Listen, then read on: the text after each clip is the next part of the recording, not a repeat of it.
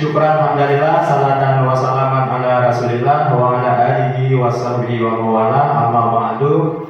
Sama-sama kita ucapkan puji beserta syukur kehadirat Allah Subhanahu wa taala yang mana pada pagi yang cerah ini kita masih diberikan kesehatan, kesempatan sehingga kita semua dapat berhadir dalam ruangan yang sederhana ini. Maksud dan tujuan adalah melaksanakan aksi nyata modul 1.4 yaitu tentang budaya positif di sekolah.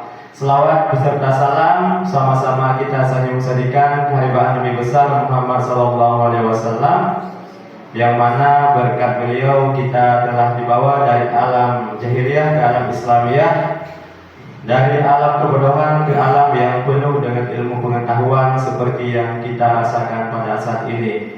Yang saya hormati Bapak Kepsek SD Negeri Atir dan yang saya hormati Bapak Ibu Guru SD Negeri Atir yang sudah berkenan hadir di ruangan yang sederhana ini. Untuk mempersingkat waktu, saya sebagai calon guru penggerak angkatan 10 Kabupaten Aceh Besar meminta kepada kepala sekolah untuk membuka kegiatan pada pagi hari ini. Kepada Bapak kami silakan dengan segala hormat.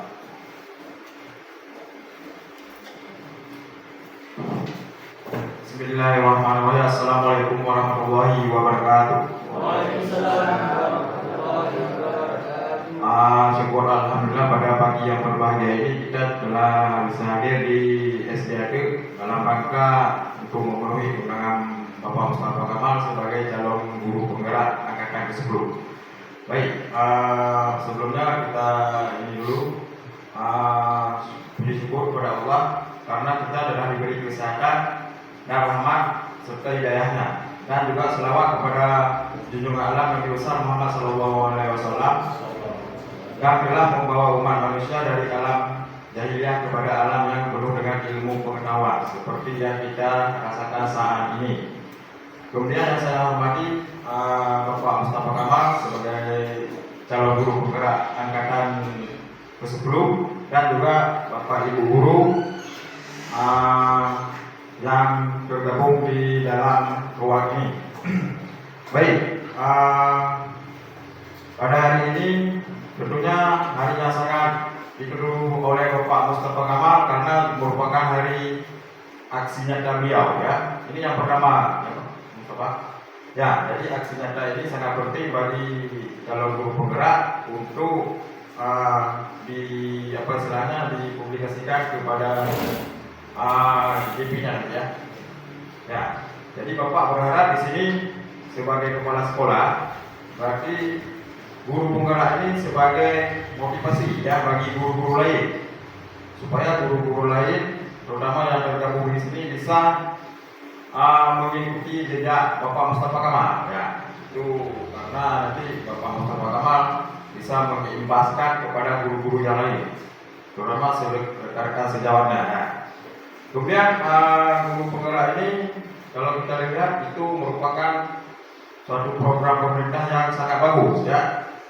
Kalau kita perhatikan sepintas, cuma kalau kita tidak pelajari itu agak apa istilahnya, kita masih pesimis. Tapi kalau kita sudah pelajari, guru penggerak ini merupakan suatu program yang sangat bagus karena di dalam guru penggerak ini ada modul-modul untuk kemajuan pendidikan di sekolah kita dan juga sebagai motivasi guru-guru lain untuk berkembang, ya. Jadi disinilah tempat kita berkembang.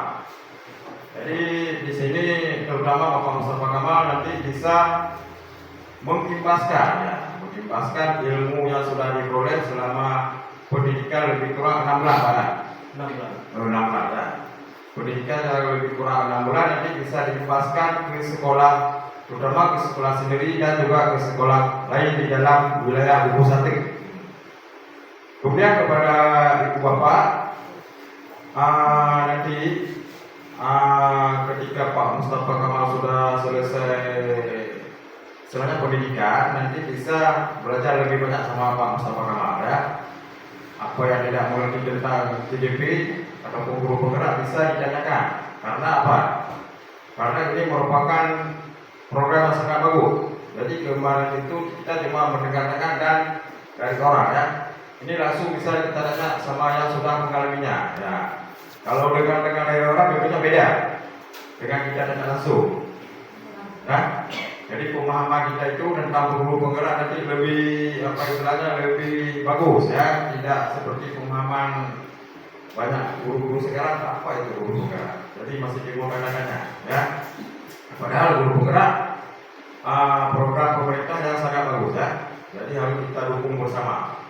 Baik, untuk tidak memperpanjang waktu, maka acara pada hari ini pembukaan guru aksi nyata modul 14 guru penggerak angkatan ke-10 resmi saya buka.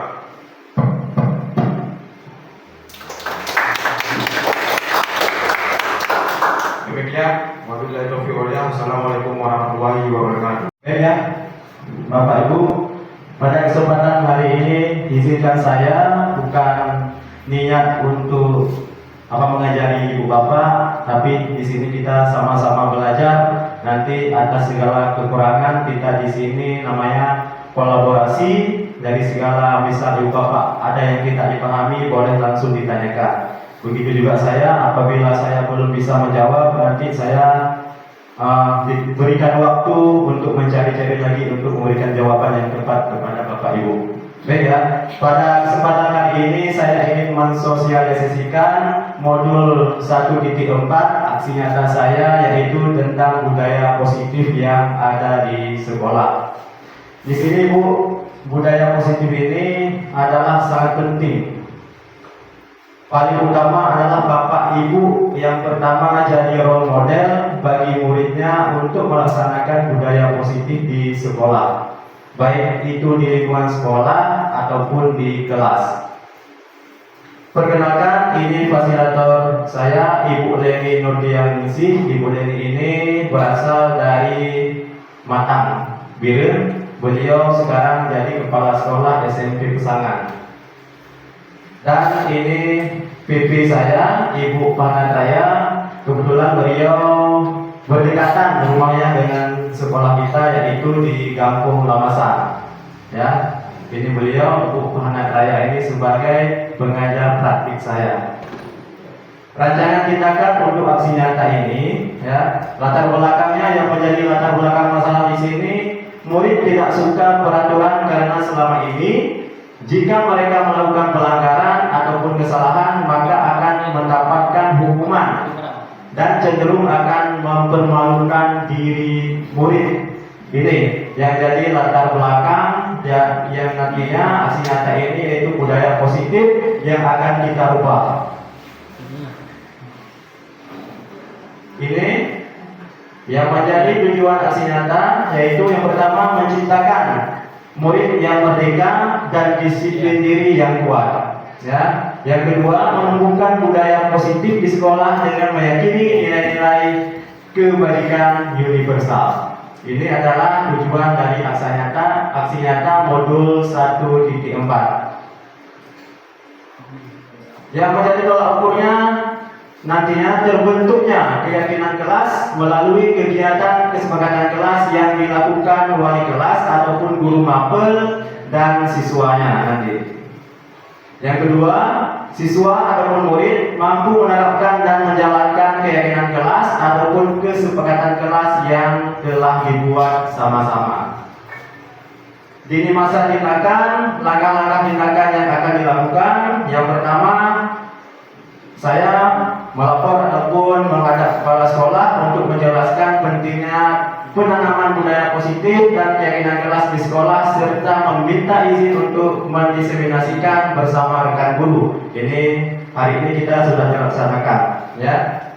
Mengumpulkan rekan guru untuk melakukan diseminasi pemahaman materi budaya positif atau keyakinan kelas dan segitiga resolusi. Segitiga resolusi ini nanti akan kita bahas di sesi kedepannya. Berkoordinasi dan berkolaborasi dengan wali kelas untuk membuat keyakinan kelas di kelasnya masing-masing. Yang keempat, memantau dan mengevaluasi keyakinan kelas yang telah dibuat. Ini tugas saya nantinya, tindakan yang akan saya lakukan. Dukungan yang dibutuhkan, yang pertama dukungan dari kepala sekolah, rekan guru, serta murid agar tindakan yang telah disusun dapat dilakukan secara lancar dan menyeluruh. Yang kedua, sarana dan prasarana untuk menumbuhkan budaya positif sekolah. Yang ketiga, dukungan dari orang tua dalam melakukan budaya positif di rumah. Budaya positif, ya, inilah nanti aksi nyata yang akan saya lakukan di sekolah bersama teman guru lain. Aksi nyata modul 1.4 tentang budaya positif menyebarkan pemahaman dan pengalaman penerapan budaya positif di sekolah. Selamat datang para guru hebat. Mari belajar bersama, berkolaborasi, saling mendukung demi mewujudkan disiplin positif di sekolah yang kita cintai ini. Nah, konsep utama modul budaya positif yang pertama perubahan paradigma belajar. Ya, bagaimana nantinya setelah aksi nyata ini para teman-teman guru kita merubah paradigma baru bagaimana pembelajaran di kelas yang membuat peserta didik itu nyaman, gembira dan merasa senang untuk belajar di kelas. Yang kedua disiplin positif, yang ketiga kebutuhan dasar manusia, yang keempat motivasi perilaku manusia, yang keenam posisi kontrol, segitiga restitusi, yang keenam keyakinan kelas, dan yang ketujuh segitiga restitusi. Inilah nanti 7 poin yang akan kita bahas di slide kedepannya. Pembelajaran dengan paradigma baru. Ini Bapak Ibu harus dirancang berdasarkan prinsip pembelajaran yang berdiferensiasi, sehingga setiap siswa belajar sesuai dengan kebutuhan dari tahapan perkembangannya untuk mewujudkan profil pelajar Pancasila. Seperti sudah kita ketahui bersama, ibu-ibu juga sudah membaca beberapa modul aksi nyata yang ada di PMM, ya. Ada 6 profil belajar Pancasila. Ya, yang pertama beriman, bertakwa kepada Tuhan Yang Maha Esa dan berakhlak mulia. Yang kedua berkebinekaan global, yang ketiga bergotong royong, yang keempat kreatif, yang kelima bernalar kritis, dan yang keenam mandiri. Inilah paradigma baru yang Bapak Ibu terapkan nanti di sekolah ke 6 profil belajar Pancasila ini. Disiplin positif, yang pertama dalam budaya kita makna kata disiplin dimaknai menjadi sesuatu yang dilakukan seseorang pada orang lain untuk mendapatkan kepatuhan. Kita cenderung menghubungkan kata disiplin dengan ketidaknyamanan. Yang kedua, sebagai pendidik, tujuan kita adalah menciptakan anak-anak yang memiliki disiplin diri sehingga mereka bisa berperilaku dengan mengacu pada nilai-nilai kebaikan universal dan memiliki motivasi intrinsik bukan ekstrinsik. Artinya di sini nanti kita mendidik mereka menjadi motivasi yang datang dari dirinya sendiri, bukan dari orang lain. Yang ketiga, disiplin positif merupakan salah satu cara penerapan disiplin yang bertujuan untuk menumbuhkan kesadaran serta memperdayakan murid untuk melakukan sesuatu tanpa sogokan, ancaman maupun hukuman. Kebutuhan dasar manusia ada 5. Yang pertama bertahan hidup. Artinya apa? Manusia membutuhkan orang lain untuk bertahan hidup. Manusia membutuhkan makanan untuk bertahan hidup. Manusia membutuhkan ilmu untuk bertahan hidup. Yang kedua, kasih sayang dan rasa diterima. Para peserta didik, guru, dan para warga sekolah juga membutuhkan kasih sayang dan rasa diterima di lingkungan sekolah. Penguasaan, ya, semua orang memiliki prinsip penguasaan. Mereka semua ini jadi pemimpin, walaupun pemimpin tidak sama. Ya, ada yang ketua kelas, ada yang memimpin menjadi wali kelas. Nah, semua orang memiliki ya komitmen menjadi penguasa. Keempat, kebebasan. Peserta didik kita ataupun murid kita memiliki hak kebebasan untuk belajar. Karena apa? Karena bakat dan minat anak itu berbeda-beda. Maka kita, Bapak Ibu guru, harus bisa melihat kelebihan bakat minat dari peserta didik kita tersebut. Yang kelima, kesenangan. Inilah Peserta didik ataupun murid kita memiliki kesenangan, memiliki motivasi intrinsik untuk mereka belajar secara mandiri. Motivasi di sini menghindari ketidaknyamanan dan hukuman. Ya, murid melakukan disiplin diri karena ia takut dihukum. Ini merupakan motivasi ekstrinsik, artinya motivasi dari luar. Bapak ibu guru memberikan hukuman kepada mereka. Gara-gara hukuman tersebut, maka murid atau peserta didik melakukannya karena keterpaksaan. Berarti di sini artinya merupakan motivasi ekstrinsik, motivasi dari luar, dari orang lain. Yang kedua, mendapatkan imbalan atau penghargaan dari orang lain. Di sini murid melakukan disiplin diri karena ia ingin mendapatkan imbalan ataupun reward, ya. Ini merupakan motivasi ekstrinsik juga. Misal anak-anak kalau cepat datang ke sekolah dan masuk kelas tepat waktu, maka ibu akan memberikan hadiah kepada kamu. Nah, artinya di sini ada imbalan. Ya, ada imbalan dari komitmen kita untuk memberikan sesuatu kepada murid yang disiplin. Artinya di sini juga motivasinya dari luar. Yang ketiga, menghargai nilai-nilai kebajikan diri sendiri. Nah, murid melakukan disiplin diri karena sadar akan nilai kebajikan dirinya. Ini merupakan motivasi intrinsik, motivasi yang datang dari diri murid. Kenapa? Mereka menghargai nilai-nilai kebajikan dari diri sendiri. Oke, next, konsep disiplin dengan identitas yang gagal. Contohnya, hukuman. Ya, hukuman ini meyakinkan, benar? Misal ada siswa, ada murid kita yang melakukan kesalahan, baik itu di kelas ataupun di lingkungan kelas, maka kita memberikan hukuman. Hukuman ini bisa meyakinkan, membuat murid tidaknya nyaman, murid merasa takut, memaksa murid menyembunyikan kesalahan, murid menjadi rendah diri. Kalau seorang guru atau bapak ibu guru memberikan hukuman kepada anak, mereka tidak akan mengaku kesalahan yang mereka lakukan. Kenapa? Mereka merasa takut karena terpaksa. Ya. Yang kedua, penghargaan. Kalau penghargaan di sini kurang efektif, ya, tidak efektif. Setelah itu merusak hubungan ataupun ada sifat iri dari para murid ataupun peserta didik lain dengan kita memberi penghargaan. Kenapa saya tidak? Kenapa dia diberikan? Jadi timbul rasa sifat iri. Yang ketiga, mematikan kreativitas. Anak-anak tidak kreatif nanti, ya.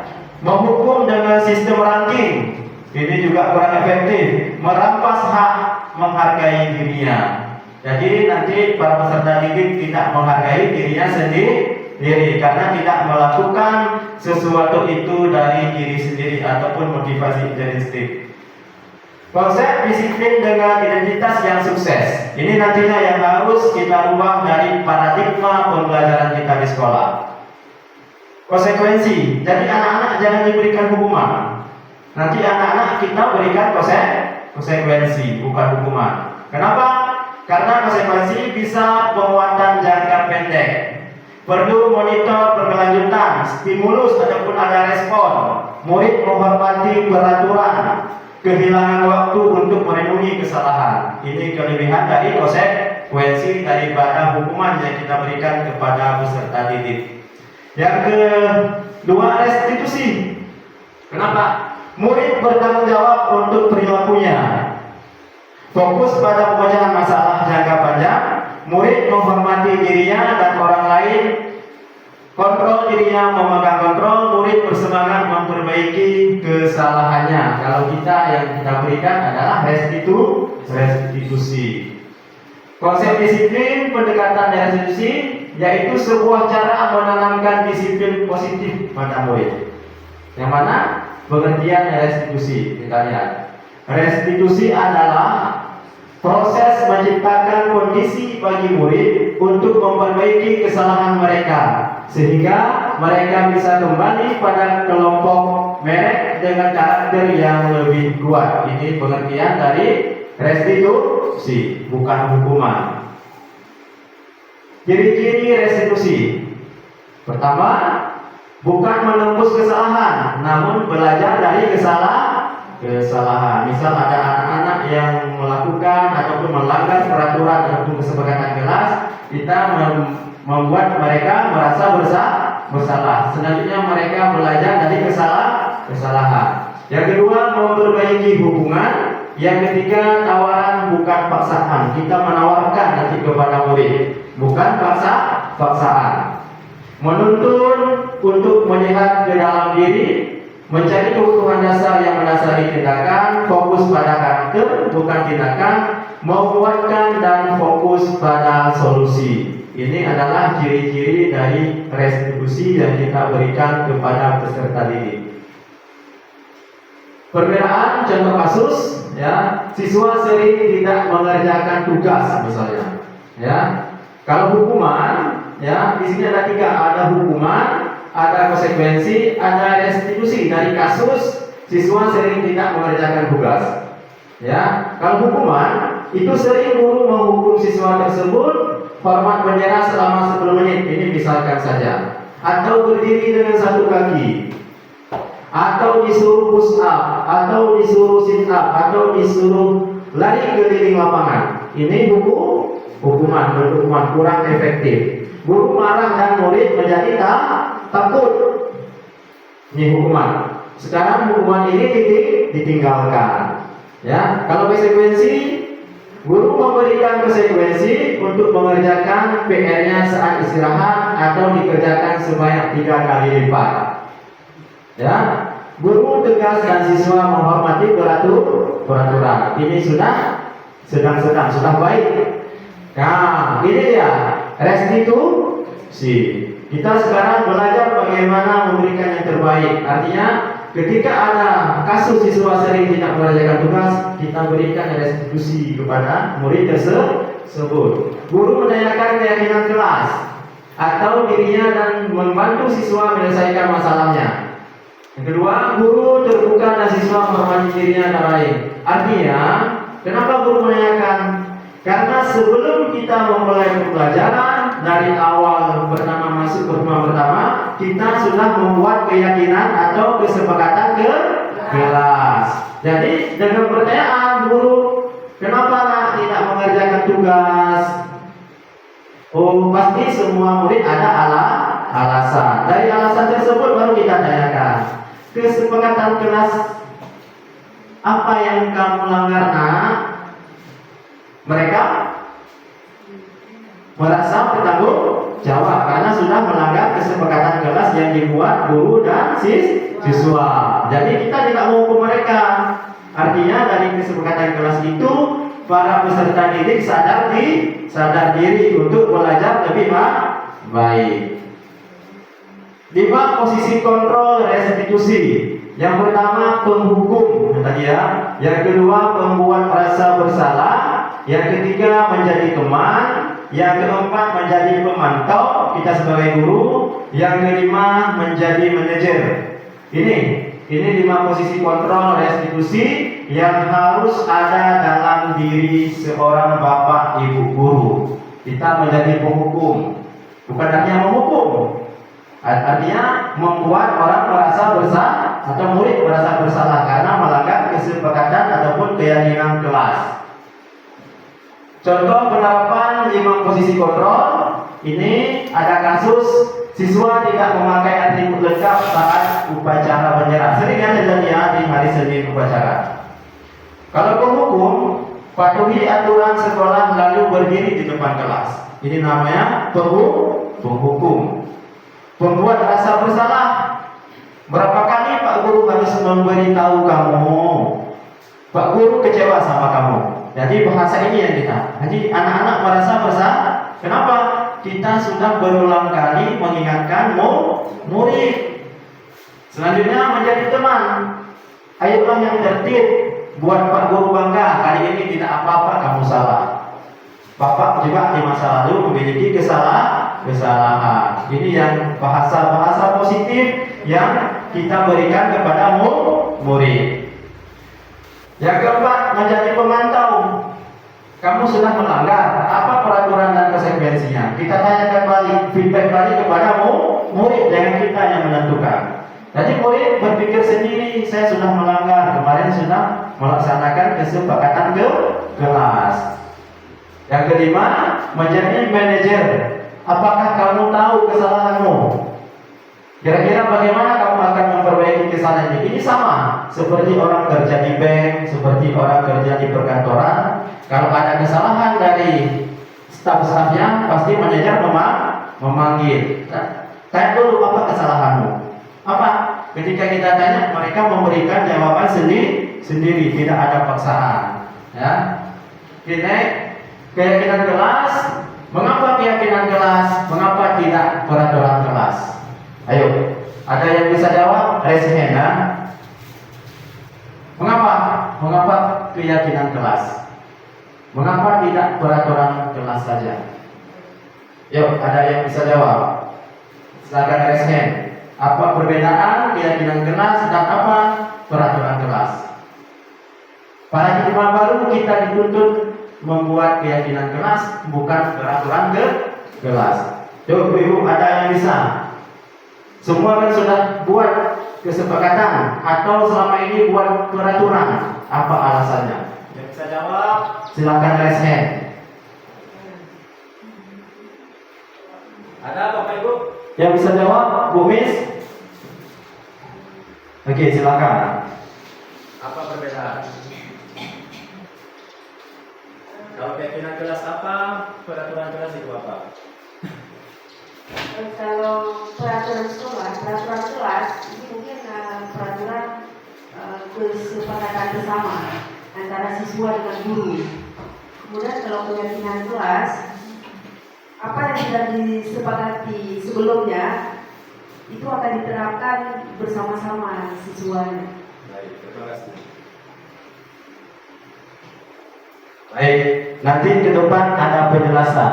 Kenapa keyakinan kelas? Kenapa tidak peraturan kelas yang dibuat? Ya, di sini kita ada kasus. Mengapa kita memiliki peraturan tentang penggunaan helm pada saat mengendarai kendaraan roda 2? Yang kedua, mengapa kita memiliki peraturan tentang membuang sampah pada tempatnya dan mencuci tangan setiap saat? Kita lihat.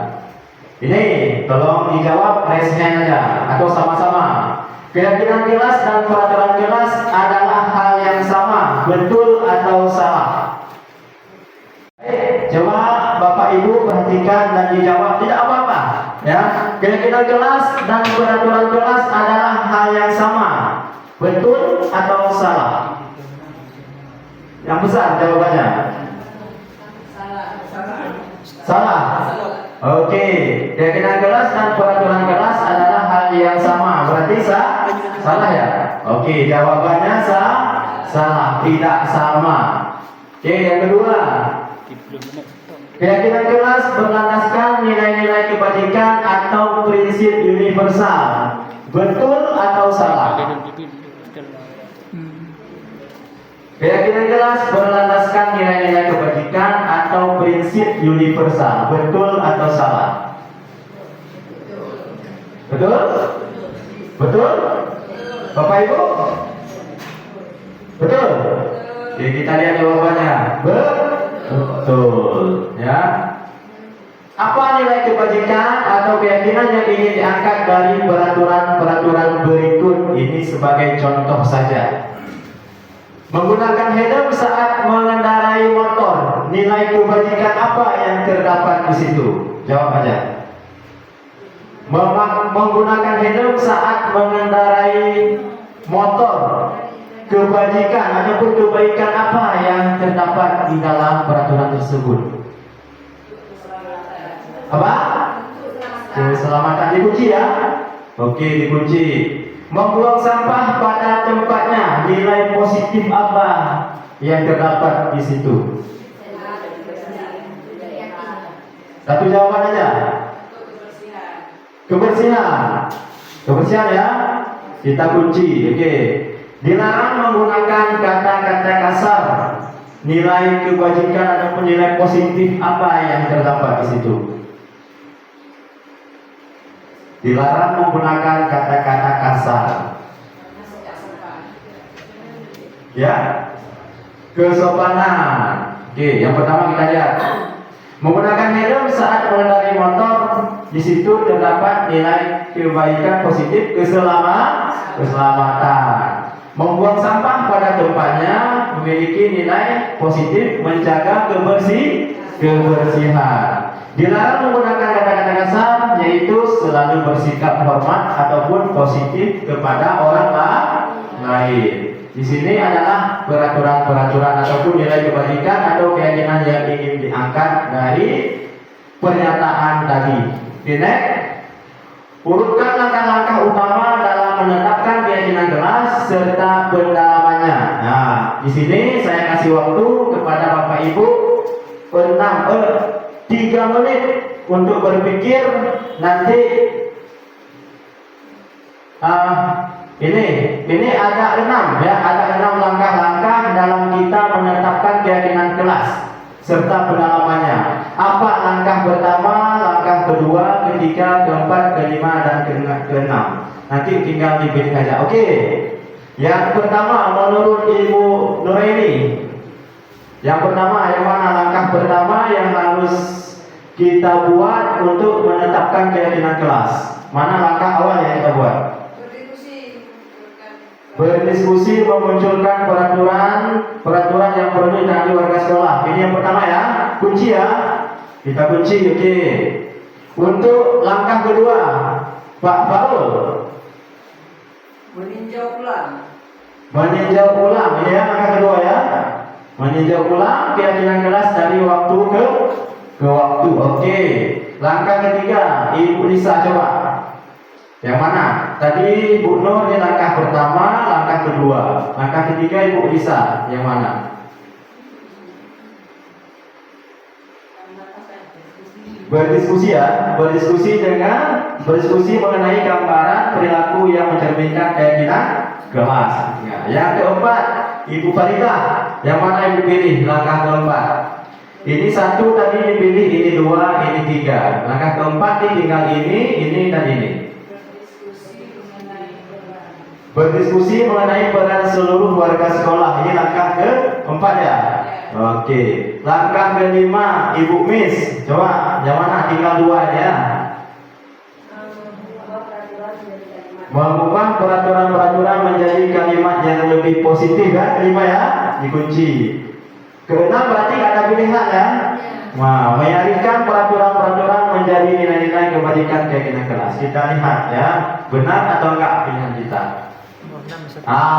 Yang pertama Ibu Nuraini jawab benar. Berdiskusi memunculkan peraturan-peraturan yang perlu ditaati warga kelas. Jadi kita diskusi dulu Bu. Ya Bapak Ibu diskusi dulu dengan murid langkahnya. Ya. Yang kedua, benar? Benar tadi? Salah. Mengubah peraturan-peraturan menjadi kalimat yang lebih positif. Contoh saya bilang, murid tidak terlambat masuk kelas. Bahasa tidak itu positif atau negatif? Negatif. Kita harus mengubah peraturan menjadi kalimat yang lebih positif. Artinya tidak ada kata tidak. Masuk kelas tepat waktu. Ya. Ini contoh. Yang ketiga, nah, tadi ini yang keenam kan? Yang ketiga langkahnya menyaringkan peraturan-peraturan menjadi nilai-nilai kebajikan keyakinan kelas. Misal di kelas yang kita ngajar itu semua anak-anak sudah masuk tepat waktu. Hampir pada umumnya tepat waktu. Jadi keyakinan kelas ataupun kesempatan kelas itu tidak perlu lagi kita buat. Kita cari keyakinan kelas yang jarang dilaksanakan oleh para murid. Nah, ini dia.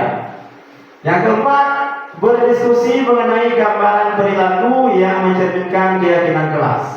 Nah, mengenai perilaku gambaran, misal anak di kelas kita bagaimana perilakunya, apa kekurangan, kurang nyaman, kawan-kawannya kurang nyaman gara-gara seseorang murid sering berjalan. Jadi diskusi buat gambaran. Tidak boleh keluar masuk. Tidak, kata tidak boleh karena negatif. Jadi saat pembelajaran dimulai, murid duduk di kursi masing-masing. Yang kelima, berdiskusi mengenai peran seluruh warga sekolah. Warga sekolah, kepala sekolah, teman sejawat, orang tua. Ini harus kita diskusikan mengenai peran seluruh warga sekolah. Yang keenam, meninjau ulang kegiatan kelas dari waktu ke waktu. Tidak semestinya peraturan atau kegiatan kelas itu kita buat hari ini misal. Mungkin minggu depan bisa berubah. Kenapa? Ada perubahan yang signifikan yang sudah kita buat. Jadi apa kekurangan dari keyakinan kelas itu? Ini bisa kita tinjau ulang. Buat keyakinan kelas baru untuk perkembangan murid. Bisa dipahami ya? Bisa? Oke. Ini ada 5 kebutuhan dasar manusia. Sebutkan. Kita bermain kuis sebentar. Oke. Ibu Intan dari nomor 1 apa katanya nih? Coba sambung kata. Kesenangan. Oke, kita kunci kesenangan. Oke, Ibu Yanti. Oke, nomor 2 apa? Cinta dan sayang. Cinta. Ya Bu Yanti? Cinta. Kasih sayang. Oke, kita kunci. Yang ketiga. Yuk, sambung. Ibu Intan. Ketiga. Jawab aja nggak apa-apa. Jangan takut salah. Apa? Kebebasan. Kita kunci. Yang keempat, Ibu Lisa. Tadi sudah tuh di slide belakang sudah ada tadi. Saya hanya ingin merefleksi ulang saja. Di slide belakang sudah saya sampaikan ada 5 kebutuhan dasar manusia. Ini hanya merefleksi ulang. Apakah Bapak Ibu fokus? Nih. Apa nomor 4, Ibu Lisa? Jawab aja. Hah? Oke. Nomor 4, ada yang bisa jawab? Raise hand. Tunjuk tangan. Nomor 4. Pas. Nomor 5. Cuma 1 huruf di depan. Oke. Ini sudah tadi. Ini sudah kita bahas di slide belakang. Saya hanya ingin mereview ataupun merefleksi ulang dari hasil pembahasan kita tadi. Oke. Kita lihat. Yang pertama apa? Kesenangan. 5 kebutuhan manusia. Kita perlu senang. Perlu. Semua manusia butuh kesenangan. Baik Bapak Ibu guru ataupun peserta didik. Yang kedua, cinta dan kasih sayang. Kita semua butuh cinta dan kasih sayang. Butuh sesama. Kita saling membutuhkan. Yang ketiga, kebebasan. Kita tidak mau ada paksaan. Tidak mau ada yang namanya hukuman. Jadi ada kebebasan.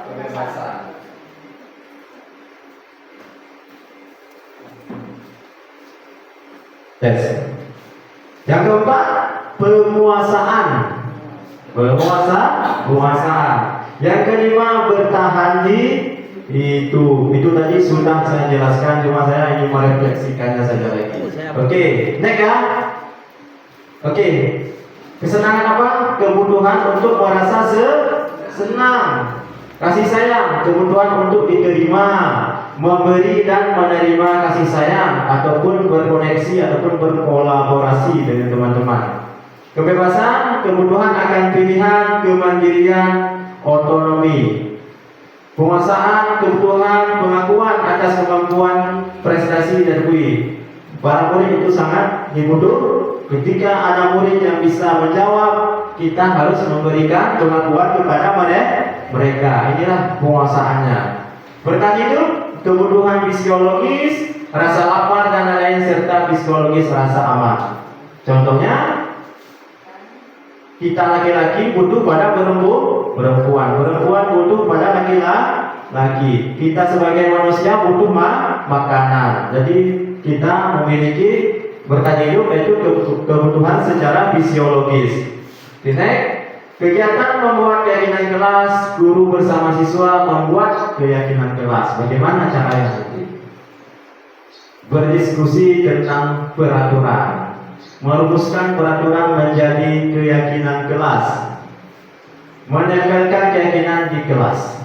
Setelah semua kita tempelkan. Kenapa tempelkan? Supaya semua peserta didik dan murid selalu membaca keyakinan kelas yang mereka contoh. Pertama kita masuk, baik sebelum kita memulai, mari kita sama-sama membuat keyakinan kelas. Kita kasih kertas kecil kepada semua anak kita berikan. Ayo tuliskan satu mimpi kalian tentang kelas kita. Nanti mereka tuliskan, mereka tempel di papan tulis. Nanti kita pilih bersama-sama. Ada mimpi-mimpi yang sama ataupun keyakinan kelas yang sama. Nanti kita mengambil satu. Yang hasilnya nanti baru kita tempelkan keyakinan kelas ini di dinding. Ya. Keyakinan kelas, misalnya ini contoh disiplin waktu. Jadi tidak ada bahasa tiga. Semua bahasa keyakinan kelas ini kita rangkum, kita buat ke dalam bahasa-bahasa positif. Disiplin waktu. Yang kedua, belajar dengan antusias, semangat dan percaya diri. Ini hasil dari tulisan anak-anak mimpi mereka tentang kelas mereka sendiri. Yang ketiga, saling menjaga kebersihan dan keindahan. Yang keempat, saling menghormati sesama. Artinya tidak mengejek, tidak bully sesama. Ini kalau ada anak yang bully-bully, langsung, kamu sudah melanggar keyakinan kelas yang mana? Ayo, langsung lihat di dinding. Ada konsekuensi kemarin kan? Ada. Jadi kita memperbaiki tingkah laku mereka dengan kesepakatan, bukan hukuman. Ya. Yang kelima, saling membantu dan bekerja sama. Contoh piket. Hari ini siapa yang piket, besok siapa. Menghargai guru atau teman yang sedang berbicara. Ketika kita berbicara, apalagi anak SD juga berbicara. Kita jangan marah, kita tanya aja. Kita melanggar keyakinan kelas. Yang ketujuh, selalu menerapkan 5S. Senyum, sapa, salam, sopan, dan santun. Yang kedelapan, gemar membaca dan menulis sebagai budaya literasi. Ini hanya contoh besar. Tetapi Bapak Ibu nantinya dapat membuat keyakinan kelas masing-masing sesuai dengan kelasnya. Mungkin disiplin waktu bisa dihapus. Kenapa? Semua murid kita sudah disiplin waktu, tidak perlu lagi kita buat keyakinan kelas. Disesuaikan dengan situasi dan kondisi di kelas masing-masing. Bagaimana pembentukan keyakinan kelas? Lebih abstrak dari peraturan, lebih terbuka ya. Sedikit saja agar mudah diingat. Yang panjang-panjang sekali, apalagi yang SD ya. Sedikit aja, disiplin waktu. Berarti semua waktu pacaran disiplin waktu, di kelas disiplin waktu, setelah jam istirahat disiplin waktu termasuk kelas. Berupa pernyataan universal, jadi secara menyeluruh, secara komprehensif. Jangan di kelas saja misalnya. Jadi keyakinan kelas ini bisa berlaku juga di luar kelas. Sesuai dengan kondisi kelas, sekolah agar mudah diterapkan. Seperti saya jelaskan tadi, dibuat dalam bentuk bahasa yang positif. Semua warga kelas ataupun sekolah dilibatkan saat membuat keyakinan kelas. Oke, segitiga restitusi yang tadi saya jelaskan. Apa sih itu segitiga restitusi? Ada yang sudah pernah dengar? Segitiga restitusi sudah pernah? Segitiga pernah dengar? Segitiga? Oke, segitiga restitusi ini dia. Yang pertama apa? Ini jika ada kasus kesalahan anak, inilah yang kita lakukan. Melaksanakan segitiga restitusi. Yang pertama apa? Menstabilkan identitas. Misal tadi ada anak yang membuli kawannya. kita stabilkan dulu, menstabilkan identitas. Kenapa? Setiap orang pasti pernah melakukan kesalahan. Kamu bukan satu-satunya yang pernah melakukan ini. Jadi itu bahasa-bahasa yang kita sampaikan kepada murid yang melakukan kesalahan. Jadi dia tidak takut kepada Bapak Ibu guru. Yang kedua apa? Validasi tindakan yang salah. Kita validasi dulu. Bagaimana caranya? Kamu tentu punya alasan mengapa melakukan itu. Kenapa kamu puji kawanmu? Kita tanya alasan murid tersebut. Besok adakah cara yang lebih efektif untuk mendapatkan apa yang kamu butuhkan? Misal saya ranking 1, kamu ranking 10, begitu. Itu kan tidak dibolehkan. Nah, adakah cara membuat dia merasa bersalah atas kelakuan yang sudah dilakukannya? Yang ketiga apa? Menanyakan keyakinan.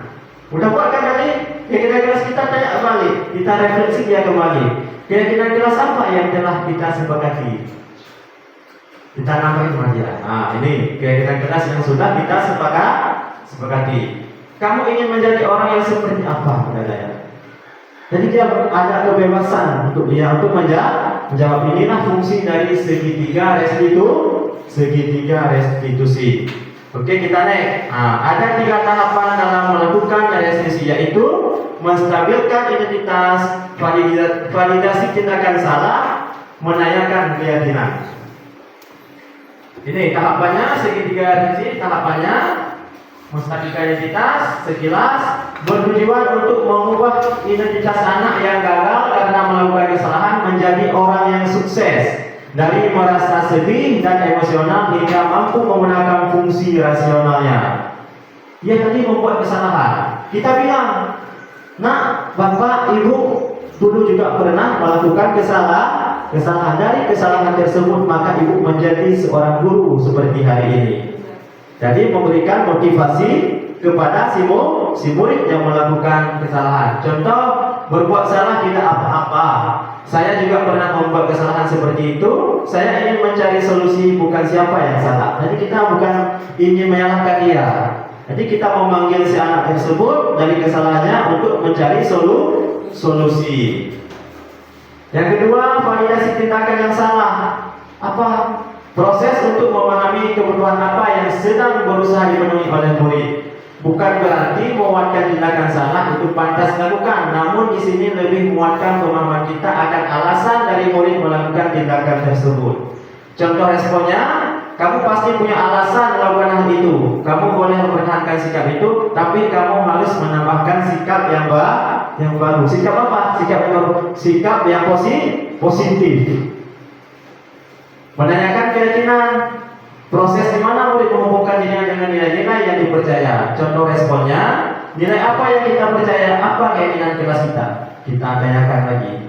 Sudah dibuat. Jadi dia merasa bersalah sendiri, bukan kita yang menyalahkan dia. Paham ya? Bisa ya?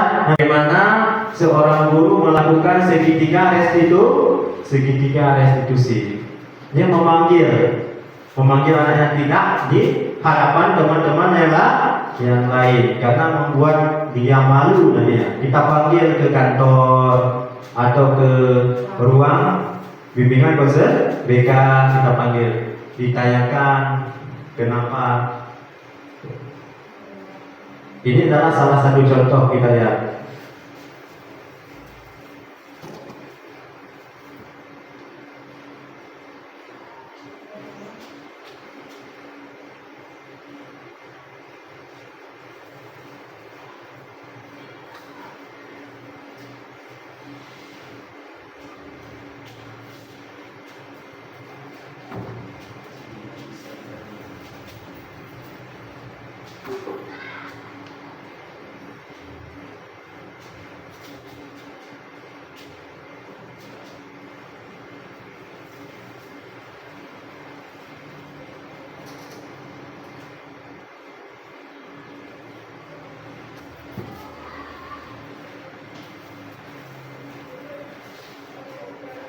Ini contohnya, contoh anak tidak mengerjakan tugas tepat waktu.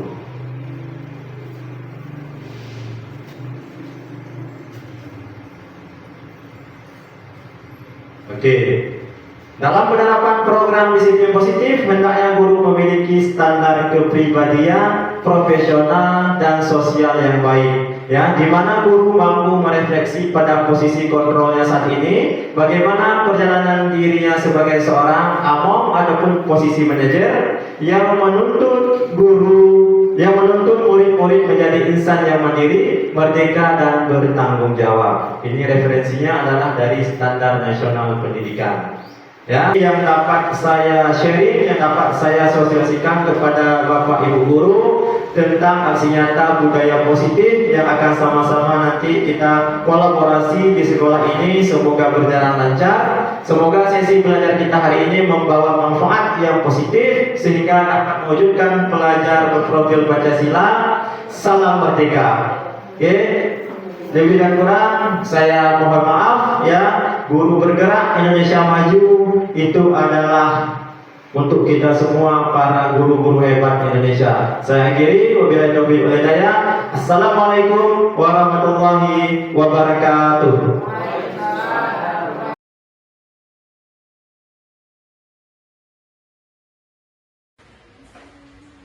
Baik, assalamualaikum warahmatullahi wabarakatuh.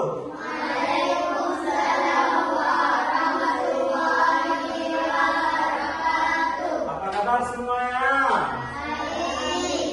Alhamdulillah. Sehat semua ya? Ya. Bugar semua?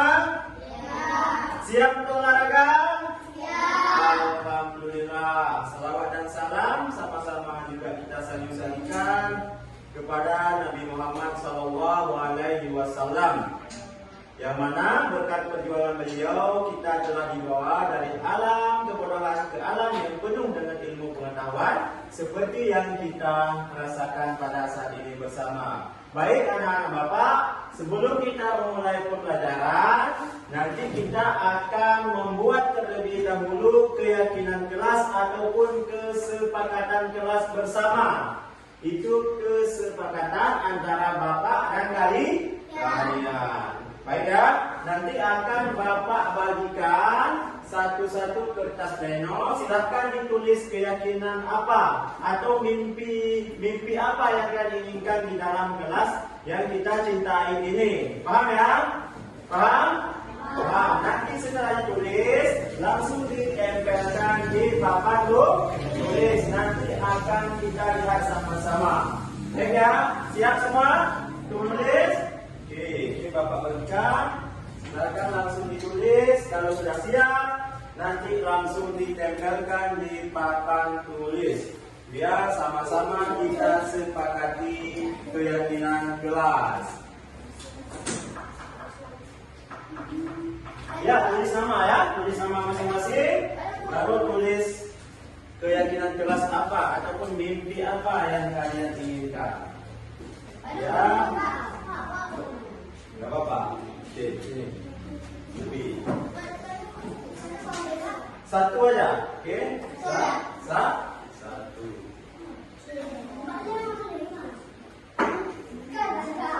Tulis terus. Di situ. Nanti tinggal tempel. Tulis sama. Iya, dituliskan nama masing-masing. Ayo, nanti kita lihat sama-sama.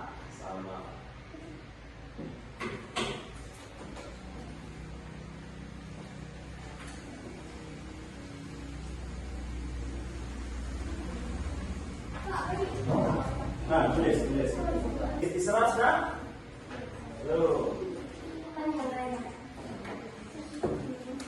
Ayo.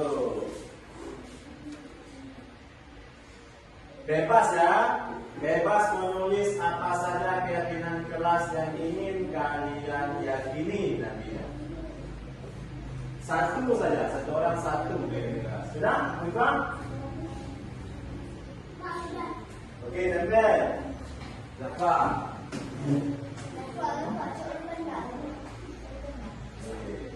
Dan tempel di sini. Nggak usah, tempel terus. Itu udah dari. Oke, bagus ya. lagi. Sudah? Berarti sudah? Belum.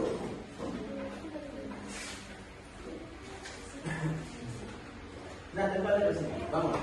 Ayo, kami nanti. Sekarang.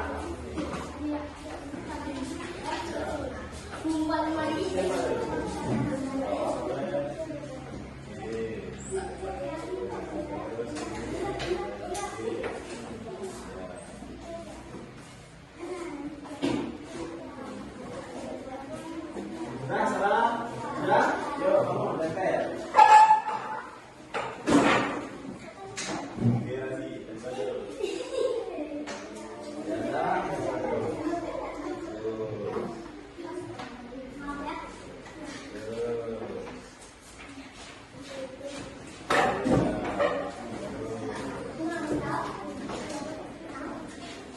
Sudah? Tempelkan terus, teman-teman. Kau kalian terus, tempel terus.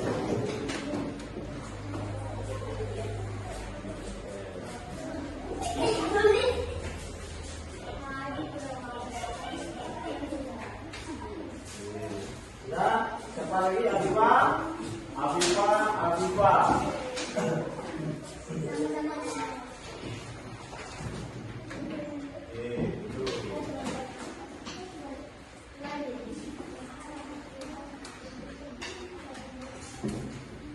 Afifah sudah? Berapa? Apa-apa, duduk aja. Nanti kita baca sama-sama. Yuk, cepat. Biar kita lihat sama-sama.